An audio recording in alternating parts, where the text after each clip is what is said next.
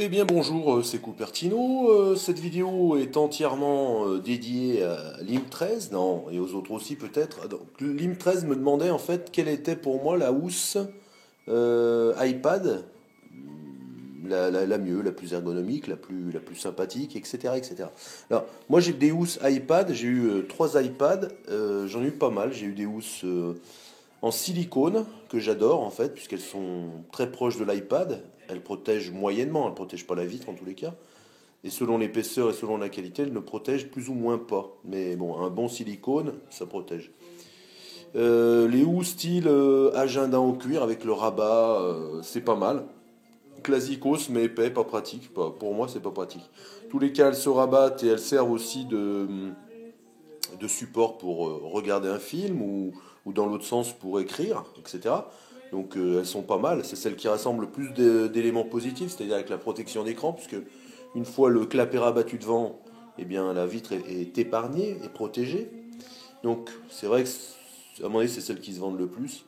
Et puis il y a cette catégorie-là. Tout à l'heure dans mon Twitch je disais que c'était une Griffin.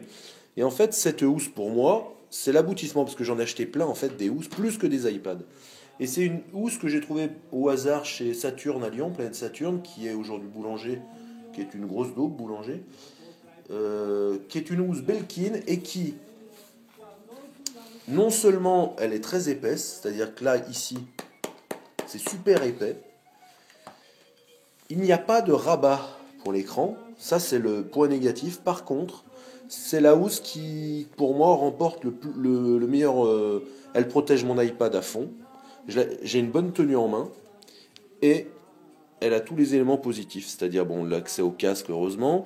Elle a un bouton en silicone qui donc en lieu et place du vrai bouton, donc un peu comme les bumpers de shérif d'Apple.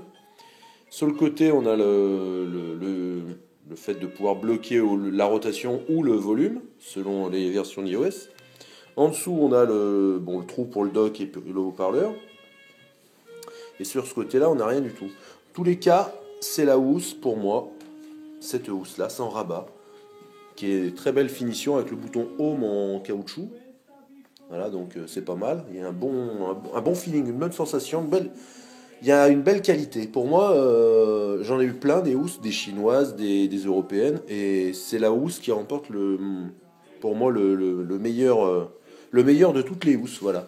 Malgré qu'il n'y ait pas de protection à l'avant, voilà. Même, on peut voir même la finition du scratch là, c'est cousu à l'intérieur, ça risque pas de s'arracher. Voilà. Là, c'est une version 3G hein, d'iPad. Mais voilà, c'est une très très belle finition. C'est chez Belkin. Et je pense que pour toi qui est baroudeur un peu, qui te déplace, j'imagine, malgré, je répète, hein, malgré le manque de rabat, il n'y a aucun souci. Pour moi, c'est la mieux. Voilà. Donc c'est une housse de chez Belkin, je te trouverai la ref. C'était Cupertino pour la housse de chez Belkin pour l'IM13. Bon week-end.